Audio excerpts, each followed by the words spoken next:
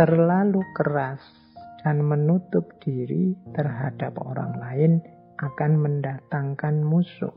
Dan terlalu terbuka juga akan mendatangkan kawan yang tidak baik. Maka posisikan dirimu di antara keduanya. Ini Imam Syafi'i menasehati kita untuk jadi orang jangan terlalu tertutup, juga jangan terlalu terbuka. Kalau kita terlalu tertutup, ya orang susah memahami kita, bahkan mungkin muncul fitnah-fitnah. Makanya Imam Syafi'i menyebut ya akan mendatangkan musuh. Tapi kalau kita terlalu terbuka, apa saja diungkap ke publik, diceritakan ke orang banyak, kemudian siapa saja juga dipergauli, ya pada akhirnya kalau tidak hati-hati kita akan dapat kawan yang tidak baik. Jadi yang bagus apa? Ya di antara keduanya. Jangan terlalu tertutup, juga jangan terlalu terbuka. Terlalu tertutup, tidak punya teman sama sekali, mendatangkan musuh. Terlalu terbuka, siapa saja dijadikan teman, ya akan mendatangkan teman yang jelek juga ikut masuk. Jadi selektif. Terbuka, tapi ya tidak semua orang bisa masuk. Kita sendiri yang milih, yang menyeleksi. Baik, nah kita lanjutkan, ini menurut saya yang lebih penting untuk era medsos ini. Era digital yang luar biasa, yang harusnya memudahkan kehidupan kita, ternyata dalam banyak hal kecanggihan IT justru merepotkan, menambah rumit hidup kita. Ya meskipun tidak mungkin progres itu disusutkan. Sekarang tidak pakai digital lagi, tidak pakai IT lagi, ya itu tidak mungkin. Tapi kuncinya memang di kita sebagai penggunanya, sebagai pemanfaatnya. Sejauh mana kita menggunakan itu untuk hal-hal yang manfaat dan maslahat. Nah, ini nasihat-nasihat dari Imam Syafi'i menghadapi orang bodoh. Ini istilahnya mungkin agak keras ya. Saya mendefinisikan orang bodoh itu bukan orang yang IQ-nya rendah, tapi orang bodoh itu orang yang tidak mau belajar. Jadi orang yang tidak mau, orang yang tertutup, tidak mau diberitahu. Diberitahu saja tidak mau, apalagi belajar sendiri. Nah, ini orang-orang ini bahaya. Apalagi kalau orang-orang ini orang yang merasa bahwa dirinya sudah tahu, dirinya sudah pinter, dirinya sudah benar, sudah baik. Nah, ini lebih gawat lagi. Nah, Imam Syafi'i memberi beberapa tips menghadapi orang semacam ini. Yang pertama, kata Imam Syafi'i, janganlah engkau menyampaikan pendapat kepada orang yang tidak menghendakinya. Engkau tidak akan mendapat pujian, pendapatmu pun tidak akan berguna. Jadi kalau memang jelas orang ini sudah tertutup, diberitahu tidak bisa, dinasehati mental. Tipenya memang sudah seperti itu, ya kita jangan capek-capek, katanya Imam Syafi'i, ya, menyampaikan nasihat-nasihat atau pendapat-pendapat padanya. Karena tidak akan ada gunanya. Engkau pun tidak akan dipuji. Bahkan mungkin yang kau dapat hanya sakit hati, karena dia akan menertawakanmu. Dia akan menganggapmu rendah, lemah, dan lain sebagainya. Jadi ya sudahlah, ada titik di mana kita berpikir taktis, strategis dalam kebaikan. Antara lain ya, tidak usah capek-capek menasehati orang yang tidak mau, orang yang menutup diri. Cari strategi yang lain yang lebih efektif. Karena nasihatmu tidak akan berguna, engkau pun tidak akan dapat pujian. Itu nasihat pertama. Bertemu orang-orang yang tidak pinter, orang-orang yang tertutup. Nah, yang kedua, silahkan hina diriku sepuas kalian. Aku akan tetap diam saja. Bukannya aku tidak punya jawaban, tetapi singa selalu tidak akan membalas gonggongan anjing. Nah, ini analoginya menarik. Jadi kadang-kadang ada orang yang tidak ngerti, orang ini tidak tahu, diberitahu tidak bisa, tapi tiap hari mungkin menghina kita, mengkritik kita, menjatuhkan kita, menunjukkan di mana kesalahan kita, padahal dia tidak ngerti duduk persoalannya.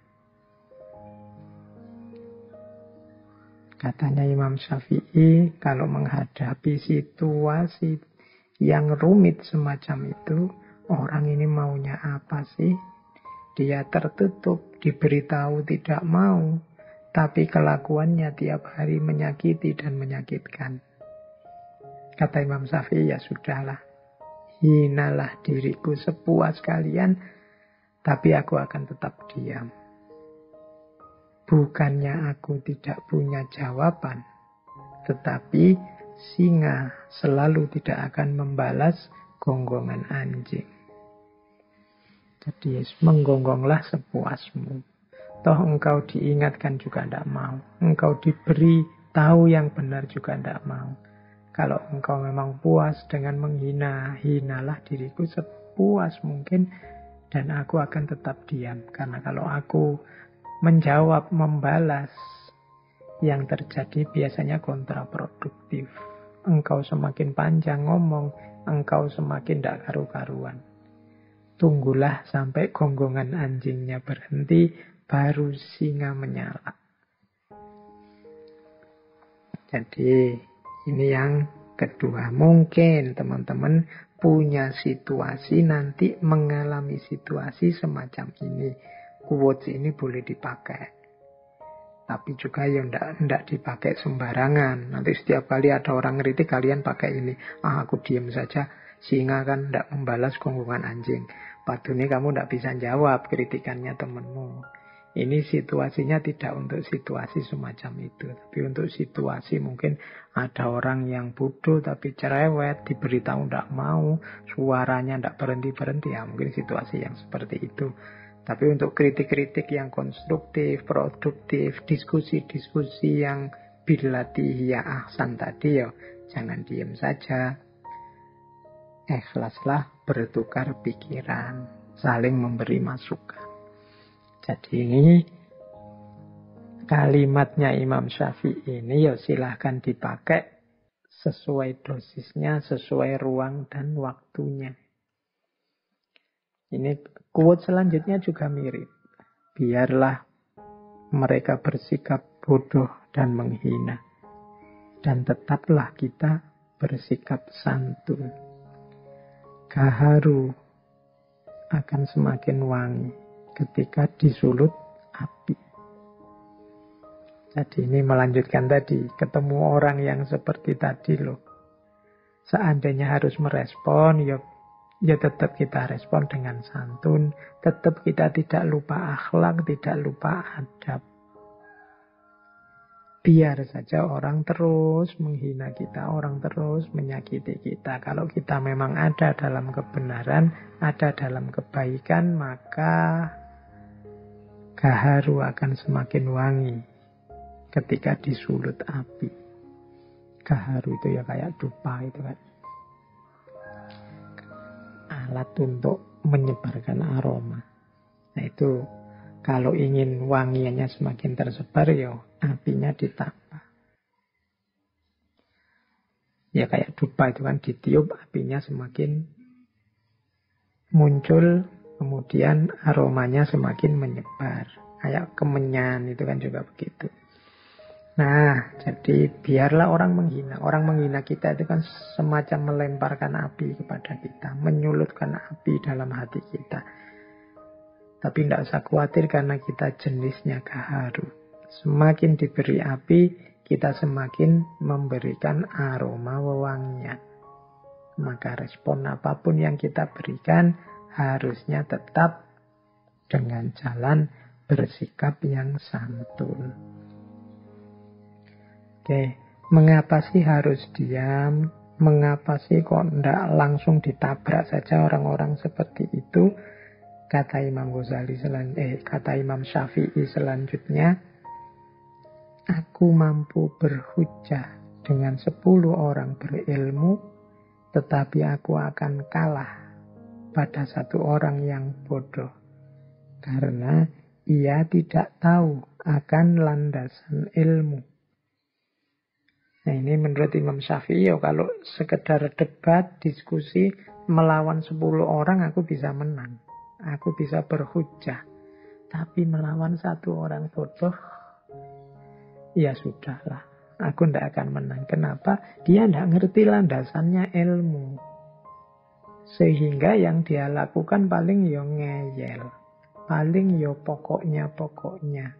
Paling yo menganggap kebenarannya satu-satunya. Tidak mau mendengarkan argumen yang lain, tidak mau mendengarkan dalil yang berbeda, tidak mau melihat perspektif yang berbeda. Diskusi dengan orang semacam ini tidak akan menang. Maka ya jalan satu-satunya ya sudahlah. Seperti yang di atas tadi. Bisa diam dan bisa tetap bersikap santun. Nah, ya memang orangnya tidak ngerti. Dijelaskan seperti apapun tidak akan mau dan tidak akan ngerti. Nah, terus. Menghindarkan telinga dari hal-hal yang tidak baik merupakan suatu keharusan sebagaimana seseorang mensucikan tutur katanya dari ungkapan buruk. Ini zaman Imam Syafi'i. Belum ada medsos, belum ada gadget, belum ada internet. Kalau hari ini informasi itu tidak hanya datang lewat telinga, tapi juga lewat mata. Jadi menjaga mata dari membaca hal-hal yang tidak baik, ini kalau mau dilengkapi. Menghindarkan telinga dari mendengar hal-hal yang tidak baik, ini keharusan. Kenapa? Membaca, mendengar itu sama dengan memasukkan sesuatu ke dalam diri kita. Ini kalau kita tidak hati-hati, kalau kita memasukkan juga yang rusak-rusak, sama artinya dengan merusak diri kita, merusak pikiran kita. Maka, mari kita hati-hati. Lebih baik menghindar. Misalnya punya grup WhatsApp yang isinya begitu-begitu, terus yang tidak baik. Ya sudahlah, kalau ada tiba-tiba grup WhatsApp-nya penuh yang isinya begitu-begitu, ya dibersihkan saja, clear all. Mungkin bila perlu, tidak perlu dilihat-lihat.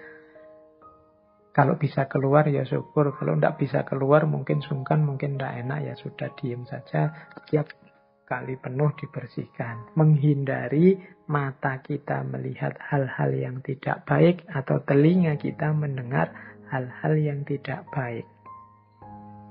Mulut kita kan juga harus dijaga, tidak ngomong yang jelek-jelek. Telinga kita berarti harus dijaga, tidak mendengar yang jelek-jelek. Mata juga harus dijaga, tidak melihat yang jelek-jelek.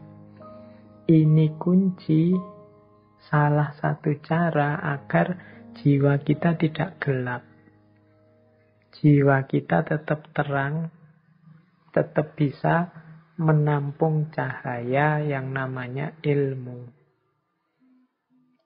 Mendengar yang tidak baik itu salah satu maksiatnya mata. Maksiatnya telinga. Melihat yang tidak baik ini maksiatnya mata. Padahal maksiat itu salah satu yang menghalangi kita dari ilmu, dari cahaya dari Allah. Biasanya yang tidak baik itu muncul dari orang-orang bodoh, dalam tanda petik tadi ya, dengan definisi bodoh yang saya jelaskan tadi. Jadi ini beberapa tips dari Imam Syafi'i menghadapi orang bodoh. Jadi yang pertama, lihatlah apa memang efektif kalau kita menasehati dia, apa dia mau. Kalau tidak, cari strategi yang lain, biar tidak menghinakan ilmu. Kemudian ada kalanya memang kita memilih diam saja. Meskipun begitu, kita tetap dituntut untuk bersikap santun.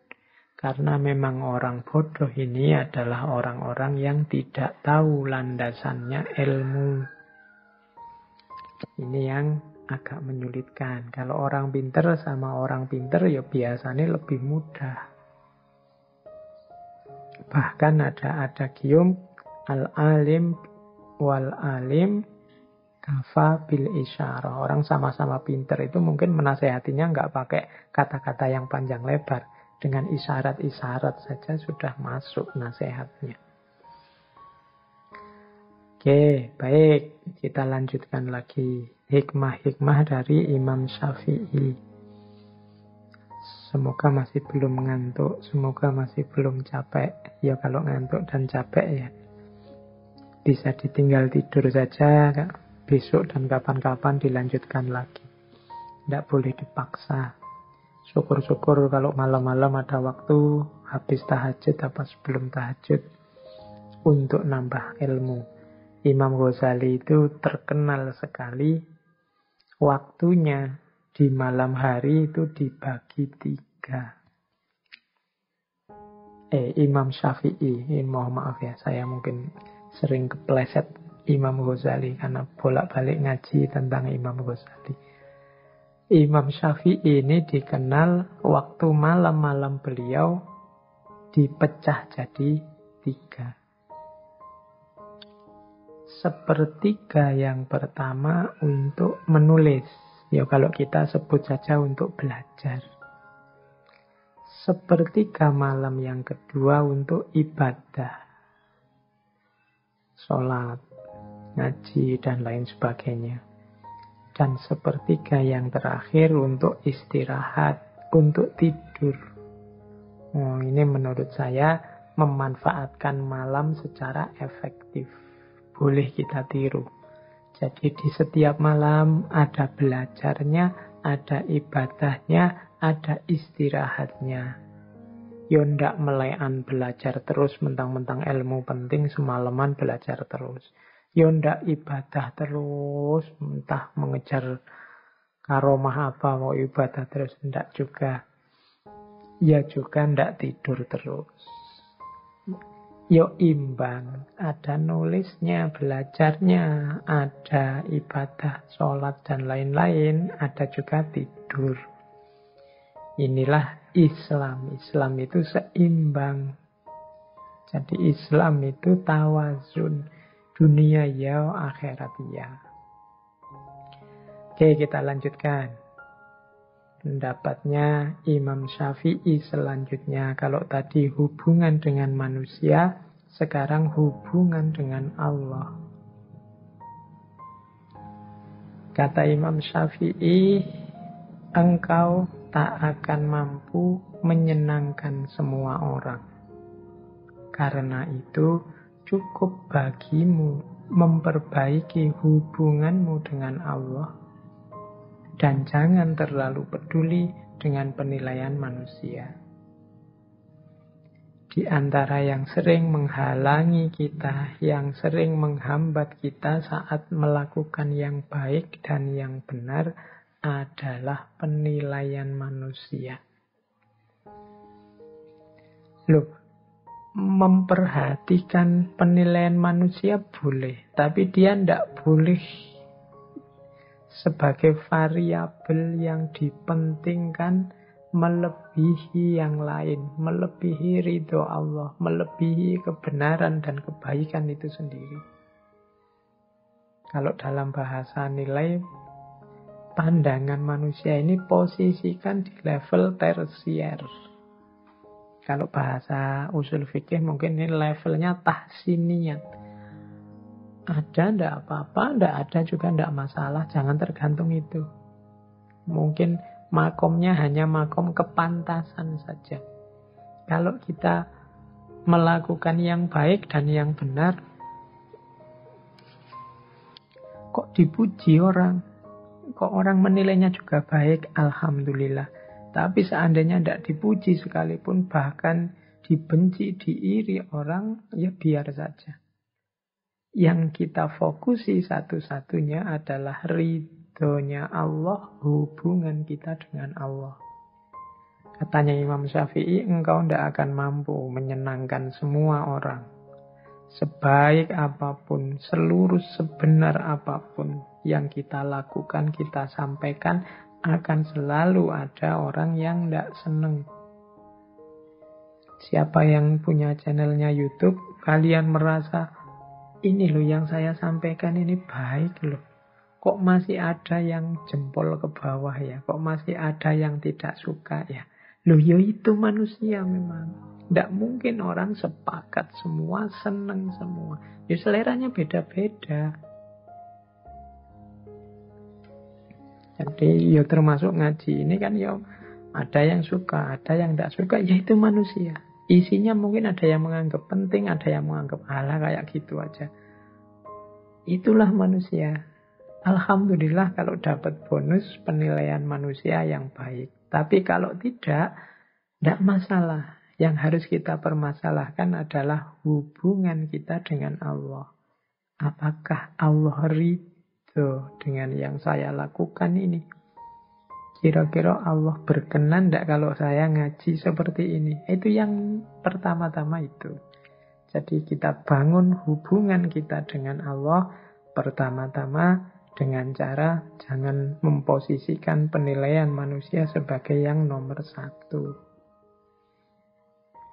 Terus jadikan akhirat di hatimu, dunia di tanganmu, dan kematian di pelupuk matamu. Oh ini orientasi hidup yang menurut saya ideal. Hati kita isinya akhirat. Akhirat itu hati itu kan sesuatu yang vital. Disitulah orientasi hidup kita bermula. Ala inna fil jasadi mudghah, itu kan kemarin kita kaji itu. Dalam tubuh itu ada satu gumpal daging yang kalau dia baik, baik seluruhnya. Nah itu kan hati. Ini kalau hati ini isinya akhirat, ya berarti orientasinya ke atas, orientasinya vertikal. Pada yang ketuhanan, yang ilahi. Karena di sanalah letaknya hidup yang sejati. Maka sarannya Imam Syafi'i, akhirat letakkan di hatimu. Yang kedua apa? Dunia letakkan di tanganmu. Ya kita butuh hal-hal duniawi untuk menjalani hidup di dunia ini. Harta dan lain sebagainya cukup letakkan di tangan. Jangan taruh di hati. Diletakkan di tangan itu ya kalau hilang ya tidak masalah, nyari lagi. Kalau dicari, kalau diletakkan di hati hilang itu mata hati kita. Stres, depresi kita. Itu kalau diletakkan di hati. Maka dunia letakkanlah di tangan saja. Untuk mendukung usaha kita meletakkan akhirat di hati dan dunia di tangan, kematian taruh di pelupuk mata kita. Oh ini kafa bil mauti wa idzon. Cukup kematian sebagai nasihat. Kalau pelupuk mata kita senantiasa membayangkan kematian, bahwa kita ini di dunia ini waktu kita terbatas, maka insya Allah hidup kita tertib, teratur, sadar tentang yang sejati, sadar tentang kehadiran Allah dalam hidup ini. Jadi letakkan kematian di pelupuk mata. Ini nama lain dari ingat-ingat selalu akhir hidup kita tidak lama lagi. Ingat-ingat selalu bahwa semua orang, tidak hanya yang tua, yang muda juga, yang kecil juga, kalau sudah saatnya akan bertemu dengan kematian. Ini akan membuat hidup kita lebih tertib, lebih serius, mendekat kepada Allah, dan lebih fokus pada hidup akhirat daripada hidup dunia. Ini nasihat yang kedua tentang hubungan dengan Allah. Terus, jangan mencintai orang yang tidak mencintai Allah. Kalau dia berani meninggalkan Allah, apalagi meninggalkan engkau. Wah, ini kalimatnya agak romantis. Jangan mencintai orang yang tidak mencintai Allah. Kalau dia berani meninggalkan Allah, apalagi meninggalkan kamu. Carilah teman yang membantu kita semakin dekat dengan Allah. Kita ajarkan anak, istri, suami, keluarga untuk mau bersama-sama kita mendekat kepada Allah. Kita jadikan harta kita kendaraan untuk mendekat kepada Allah. Kita jadikan apapun fasilitas yang diberikan oleh Allah dalam hidup ini sebagai sarana untuk lebih dekat dengan Allah. Caranya seperti itu. Jangan dekat, jangan akrab dengan orang yang tidak peduli tentang Allah, apalagi berani melawan, berani meninggalkan Allah. Kalau Allah saja berani dia lawan, berani dia tinggalkan, apalagi kamu, apalagi engkau. Nah, ini putri-putri yang mau menikah, cowok-cowok yang sudah punya pasangan, coba dicek pasanganmu orang yang berani meninggalkan Allah atau tidak. Kalau dia berani, ya dinasehati biar tidak berani. Diberi wawasan-wawasan tentang Allah dalam hidupnya, tentang kehadirannya dalam hidupnya, tentang kekuasaannya dalam hidupnya. Sehingga dia tidak berani lagi meninggalkan Allah. Tapi kalau dia masih saja berani meninggalkan Allah, cari jalan biar dia tidak berani. Oke, karena Allah saja setelah dia tahu bagaimana posisi, bagaimana peran, bagaimana kekuasaannya. Setelah dia tahu ini kok masih meninggalkan, masih melawan, harus kalian hati-hati, apalagi hanya meninggalkan kalian, apalagi hanya mengecewakan kalian. Jadi jangan mencintai orang yang tidak mencintai Allah. Kalau dia berani meninggalkan Allah, apalagi meninggalkan kamu. Terus ini, jika semua orang menjauh ketika engkau mendapat kesulitan, maka ketahuilah Allah ingin membuatmu kuat dan Ia akan menjadi penolongmu. Kesulitan apapun yang kita hadapi, kalau menurut nasihatnya Imam Syafi'i ini, mari kita baca sebagai keinginan Allah untuk membuat kita kuat. Hari ini masih dalam situasi pandemi. Mari kita baca pandemi ini keinginan Allah membuat kita lebih kuat. Kita disuruh lebih kuat menjaga imunitas tubuh. Kita disuruh lebih kuat dalam menjaga kebersihan.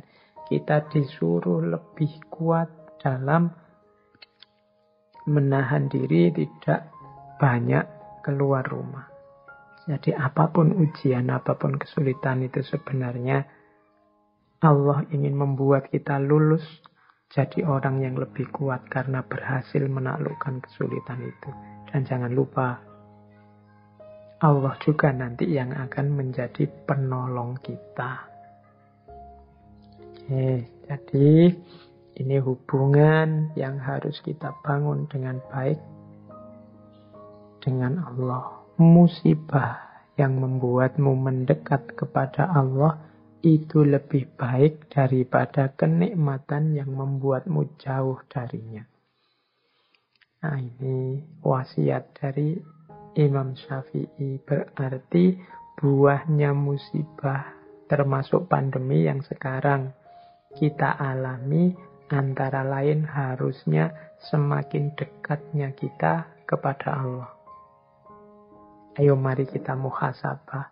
Kalau ada waktu coba kita introspeksi diri dulu sebelum datangnya pandemi, ya bulan-bulan Maret lah ya. Itu sedekat apa kita dengan Allah? Sekarang sedekat apa kita dengan Allah? Sudah sekitar 8 bulanan lebih. Sedekat apa kita dengan Allah? Harusnya musibah ini membuat kita semakin ingat Allah, semakin dekat kepada Allah. Ya kalau tidak, segera kita mulai semakin mendekat kepada Allah.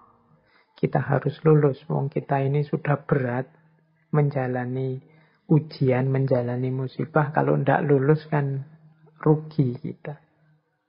Semoga nanti kalau tidak lulus tidak ada remedi ya. Ujian susulan nanti tambah panjang lagi pandeminya. Atau jangan-jangan Pak ini kok pandeminya tidak selesai-selesai. Jangan-jangan ini ujian yang diremedi terus oleh Allah. Karena kita tidak lulus-lulus. Kita tidak tambah dekat kepadanya. Yo, mari kita introspeksi ya. Karena seperti dawuhnya Imam Syafi'i ini, musibah yang membuat lebih dekat kepada Allah itu lebih baik daripada kita tidak diberi musibah. Hidup lancar, enak terus, tapi jauh dari Allah. Lebih tragis lagi, musibah yang membuat jauh dari Allah. Ini lebih tragis karena di dunianya sudah susah, mungkin di akhiratnya juga susahnya double. Oke, mari kita bangun hubungan yang baik dengan Allah. Nah, kita masuk ke tema yang lain. Tema hubungan dengan manusia sudah, tema hubungan dengan Allah sudah. Sekarang tema rezeki. Ini salah satu hal yang sering membuat kita galau. Sebagaimana Tuhanmu telah mencukupkan rezekimu di hari kemarin, maka jangan khawatirkan rezekimu untuk esok hari.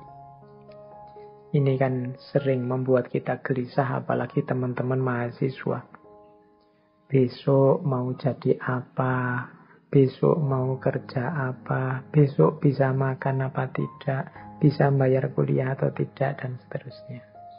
Loh, kalau kalian kemarin-kemarin bisa survive, kalian kan kemarin juga masih belum punya pekerjaan, kalian kemarin juga masih bergantung sama orang tua, kalian masih belum mandiri juga kemarin. Tapi toh Allah menghadirkan rezekimu dengan jalan yang ada, mungkin lewat orang tua, lewat beasiswa, lewat tetangga. Itu kan rezeki dari Allah.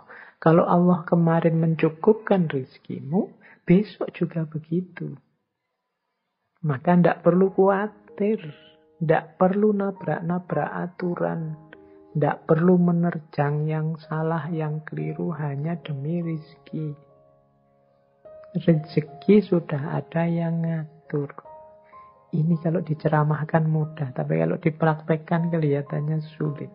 Orang selalu saja galau, selalu saja gelisah dengan rezeki. Kalau engkau tidak punya pekerjaan, gelisah, itu menurut saya manusiawi, karena manusia itu di antara fitrahnya adalah kerja. punya aktivitas, punya penghasilan. Tapi urusan hasil, urusan rezeki jangan dikhawatirkan. Itu urusannya Allah. Sebagaimana dawuhnya Imam Malik minggu lalu yang kita kutip, bahwa lakukan saja sesuai bidangmu sebaik mungkin, sesuai yang harus kamu lakukan, tugas-tugasmu sebaik mungkin. Urusan rezeki kembalikan lagi pada Allah, karena Allah yang mengatur, Allah yang mencukupkan. Ini sama maksudnya dengan kata-kata dari Imam Syafi'i ini. Itu saya bawa sebuah syair yang terkenal sekali. Ini nasihat agar kita tidak mencampur uang yang haram dengan yang halal. Ia kumpulkan yang haram dengan yang halal, supaya menjadi banyak. Yang haram pun masuk ke dalam yang halal, lalu ia merusaknya. Oke, ini ada cerita di balik syair ini. Jadi satu ketika ada seseorang yang menghadap ke Imam Syafi'i. Orang ini mengeluhkan rizkinya tidak cukup. 1 bulan dia mendapat gaji 500 dirham. Tapi gaji sebesar ini rasanya sudah besar. Kok masih susah memenuhi kebutuhan sehari-hari dalam 1 bulan. Orang ini mengadu pada Imam Syafi'i. Nah, nasihatnya Imam Syafi'i agak aneh. Katanya Imam Syafi'i, oke, bulan depan kamu mintalah gajimu diturunkan menjadi 400 dirham saja.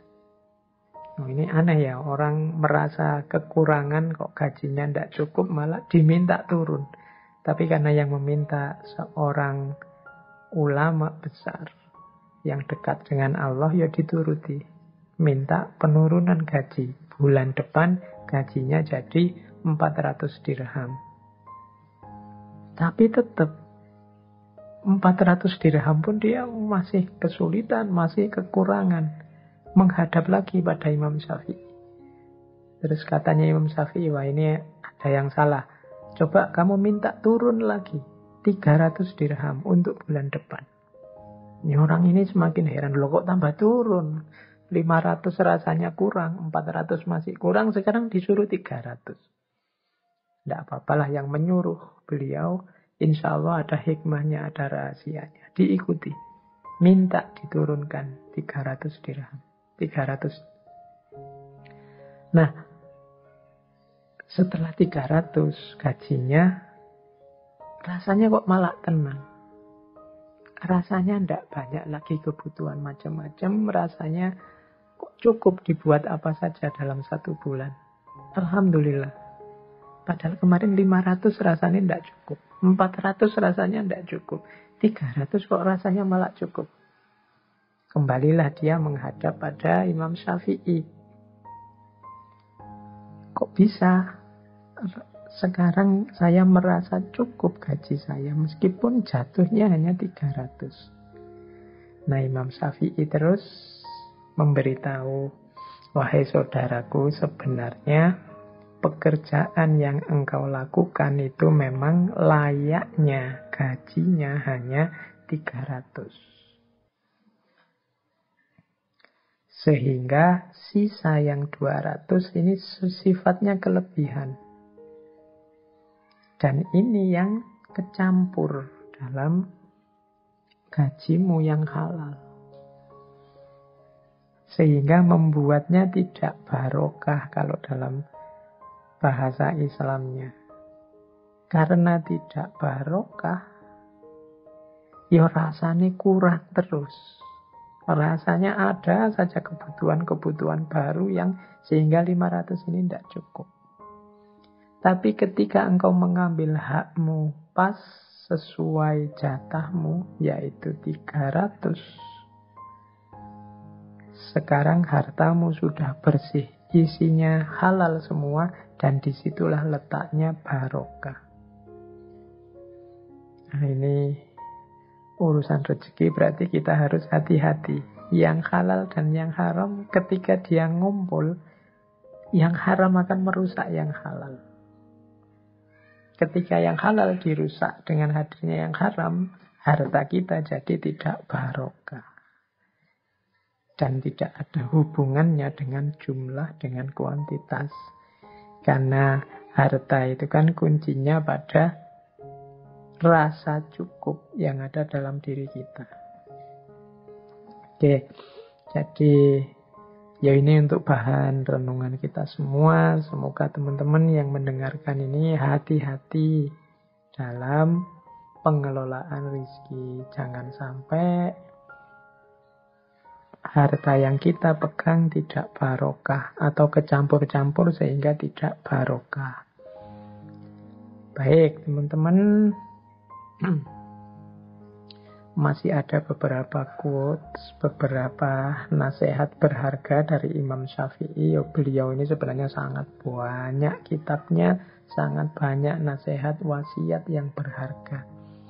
Ya, cuma sayangnya kita tidak mungkin mengangkat semuanya malam hari ini. Sering saya bilang, ya ngaji ini hanya mancing saja. Semoga teman-teman tertarik untuk memperdalam lebih jauh. Oke, kita ambil beberapa ya. Katanya Imam Syafi'i, amal yang paling berat itu ada 3. Yaitu murah hati saat miskin, bersikap warok saat sendiri, dan mengucapkan kebenaran di hadapan orang yang ditakuti. Murah hati saat miskin. Ini berat, karena orang miskin itu biasanya mentalnya kurang. Mentalnya masih butuh, masih ingin. Nah, ini mentalnya mental menerima, bukan mental memberi. Maka kalau ada orang miskin yang bermental memberi, ini luar biasa. Orang miskin yang mentalnya murah hati, ini luar biasa. Yang kedua, bersikap warok saat sendiri. Bersikap warok itu bersikap menjaga diri, tidak sembarangan. Menjaga kehormatannya. Ini biasanya ya orang warok itu di hadapan orang lain. Kalau ada orang lain, dia menjaga nama baiknya, menjaga kehormatannya. Kalau ada orang, meskipun dia sendirian, dia tidak akan melakukan sesuatu yang menjatuhkan harga dirinya, menjatuhkan kehormatannya. Ini orang yang luar biasa. Karena termasuk amal yang berat. Kita itu cenderung, kalau tidak ada siapa-siapa, ya suka-suka kita. Tapi kalau masih ada orang yang mau menjaga diri saat sendiri, ini orang hebat. Dan yang terakhir, mengucapkan kebenaran di hadapan orang yang ditakuti. Nah, ini juga berat. Kalau ada orang yang kita takuti kan kita pengennya minggir saja, tidak bersentuhan dengan dia. Tapi kok orang ini saya takuti, tapi aku harus menyampaikan kebenaran padanya. Entah nanti apa resikonya. Orang yang berani semacam ini orang yang hebat. Mengucapkan kebenaran di hadapan orang yang ditakuti. Mungkin nanti setelah ini aku akan dihukum, setelah ini aku akan disiksa, setelah ini aku akan menghadapi banyak kesulitan, kesakitan. Monggolah, yang penting aku mengucapkan kebenaran. Nah, makanya ini orang hebat. Jadi mengucapkan kebenaran di hadapan orang yang ditakuti. Ya monggo teman-teman latihan. Siapa tahu kita bisa masuk kualifikasi orang-orang hebat ini. Meskipun miskin, tidak punya apa-apa, tetap murah hati. Meskipun sendirian, tetap menjaga kehormatan. Meskipun di hadapan yang ditakuti, tetap menyampaikan kebenaran. Nah, ada lagi quote. Yang terakhir ya ini. Tidak ada yang dapat menggaruk kulitmu selain kukumu sendiri. Maka kerjakanlah urusanmu sendiri. Ya, yang saya sampaikan di atas dari awal sampai akhir ini tadi kan ideal-ideal. Mungkin beberapa di antaranya bisa menjadi solusi masalah-masalah kita hari ini. Tapi ideal, ya akan hanya menjadi ideal kalau kita tidak menjalankannya. Problem kita tetap akan jadi problem kalau kita tidak mencoba menyelesaikannya. Ya kita sendiri, wong problem kita. Kalau kita gatel kan kita garuk dengan kuku kita sendiri, dengan jari kita sendiri. Maka ayo kita kerjakan urusan kita. Ayo kita kerjakan, kita selesaikan masalah kita. Kita sendiri, tidak usah nunggu orang lain. Kadang-kadang kita itu hal yang bisa kita selesaikan sendiri, kita lebih suka menunggu orang lain menyelesaikannya. Kita lebih suka menyuruh orang, kita lebih suka menunggu orang, kita lebih suka kadang-kadang menunggu mood, kita lebih suka kadang-kadang menunggu situasi, kadang-kadang lebih suka. Akhirnya kerjaan-kerjaan kita semuanya terpending, semuanya keteteran. Nah, ini menurut saya quotes dari Imam Syafi'i ini bisa kita pakai. Tidak ada yang dapat menggaruk kulit kita selain kuku kita sendiri. Jangan menunggu digarukkan orang lain. Kalau orang lain yang menggaruk, mungkin gatalnya hilang, tapi karena dia tidak perhitungan jadinya lecet. Atau mungkin karena dia takut kita lecet, akhirnya gatalnya tidak hilang, cuma dilus-lus saja. Yo, yang paling ngerti masalah kita itu ya kita sendiri. Jadi tidak ada yang dapat menggaruk kulitmu selain kukumu sendiri. Nah, yang terakhir untuk penutup, ini ada kalimat. Kalimat ini tertulis di cincinnya Imam Syafi'i yang beliau pakai di jari kiri. Kalimatnya bunyinya ini. Kafa billahi fiqotan li Muhammad bin Idris. Artinya, cukuplah Allah sebagai pegangan. Cukuplah Allah sebagai sandaran yang dipercaya oleh Muhammad bin Idris. Nah, ini dibawa kemana-mana oleh Imam Syafi'i, mungkin untuk mengingatkan beliau bahwa hidup ini pada akhirnya kunci utamanya adalah keimanan kita, kepercayaan kita kepada Allah. Cukup Allah saja, semua masalah akan selesai. Cukup Allah saja, hidup ini akan beres. Cukup Allah saja, apapun kesulitan, kegalauan dalam hidup kita tidak akan ada artinya. Kafa billahi sikotan li Muhammad bin Idris. Oke, semoga ini juga bisa menginspirasi kita. Orang yang beriman kepada Allah, orang yang kepercayaannya sangat dalam akan Allah, maka dia hidupnya akan dipenuhi dengan cahayanya Allah. Dia hidup dengan penuh harapan, tapi sekaligus tidak sembrono karena dia juga punya khauf, punya rasa takut kepada Allah. Hidup yang tidak sembrono, tapi juga hidup yang tidak putus asa. Hidup yang serius berusaha, tapi juga hidup yang mau untuk tawakal. Hidup yang siap melakukan ikhtiar, tapi juga siap menerima segala ketetapan dari Tuhan.